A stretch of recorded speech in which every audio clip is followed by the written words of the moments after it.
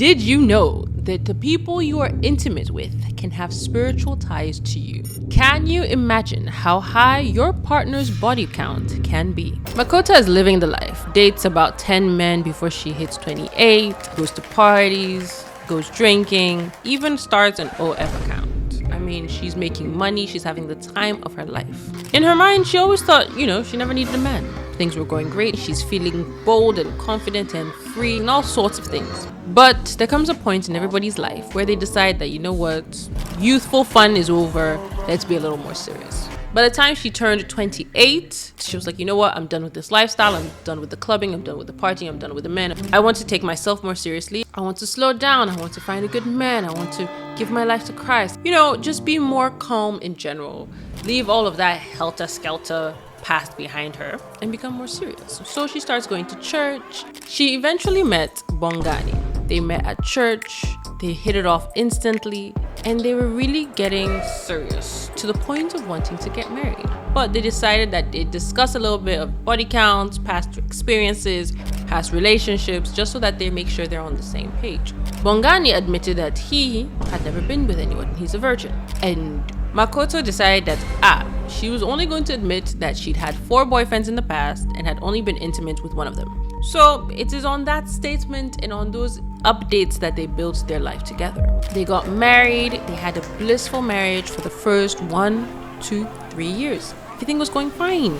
By the 3-year line, their marriage is not going as well as they had hoped. Both Bongani and Makoto had been wanting a child. That wasn't happening. Their businesses and job was struggling. They weren't getting the money they wanted. They were on unstable footing.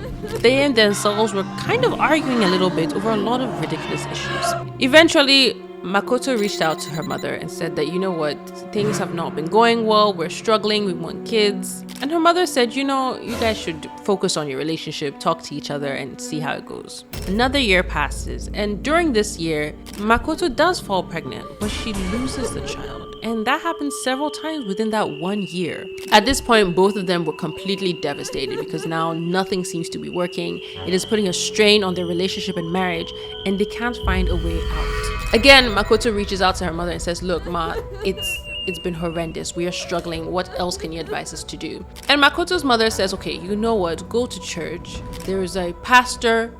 Talk to him and see what he has to say. So both Bongani and Makoto head over to church. They're part of church, they do praise and worship, the pastor preaches, and you know what? They start to feel a little more lighthearted. Things start to feel a little calmer in their spirit. Towards the end of service, the pastor calls out and says, wait, I'm feeling something. You 2 individuals, please come to the front, let me pray for you.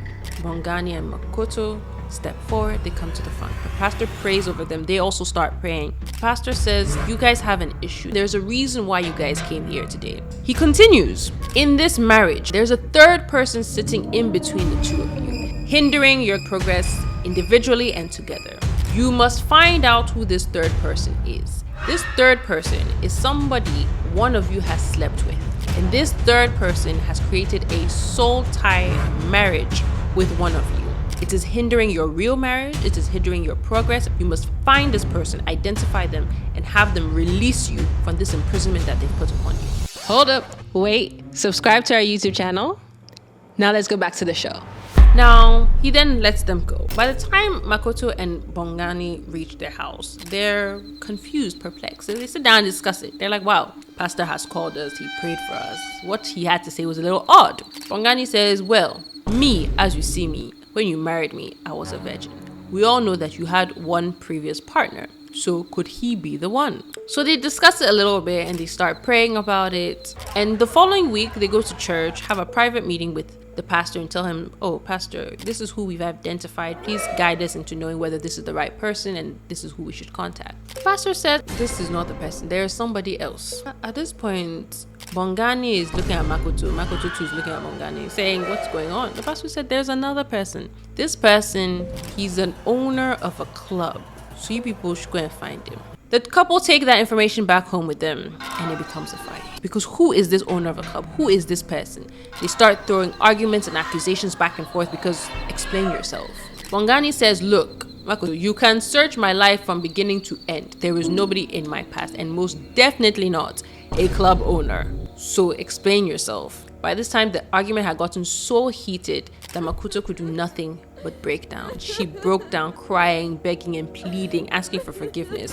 Bongani says, ask for forgiveness for what? What is happening? Explain it. Did you cheat on me? Is there something I don't know? Explain. Makoto said, oh no, I've never cheated on you. It is just that I wasn't fully honest about my past. Before, I was reckless. I did a lot of things that I regretted. I didn't want to tell you. I didn't want you to see me differently.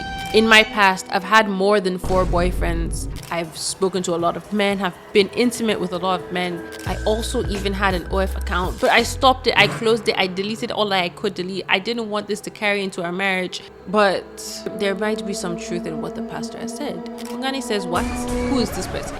She goes, look, there was a very good subscriber. He happens to own a club. I can see if I can reach out to him or find the contact details. So they begin their search. Contact details, accounts, messages, anything to find this person. And thankfully, they do find him. So they find a way to contact this club owner. They reach out to him. They speak to him, explain that, oh, we want to invite you to an occasion. Please join us. It takes a lot of convincing because this man does not know them from Adam. But he agrees. So they end up waiting for another week to take this man to church service with them.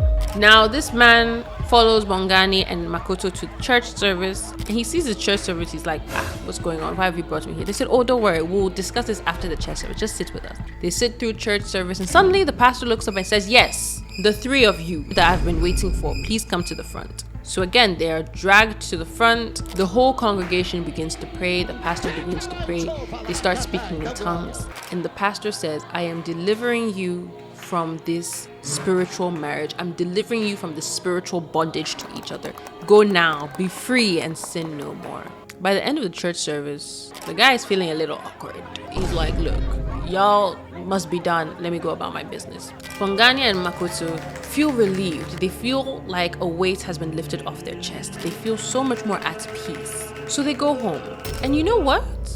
A few weeks after that prayer, things start to get better. Bongani's business starts to pick up. His job is a lot more secure. He's making a little bit more money. Makoto too is doing better. She's getting more clients. Things are starting to finally look up, but not in every category.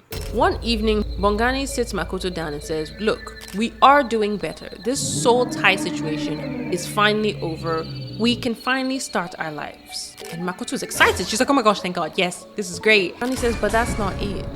You lied to me. You deceived me. You made up stories. You didn't tell me the truth. How can I stay married to you? Makoto starts begging, I'm sorry. Please don't leave me. I'll do everything you want. I'll always be honest from now on. There's no more lies. Bongani is not sure. He's still contemplating how to take his marriage forward, if at all, and what to do next. Now that's an entangled web. And that's all I've got for you guys today. Don't forget to like, comment, and subscribe. Follow us on our YouTube platform at EntangledWebStories. We post every single Saturday, and I'll see you in the next video. Bye!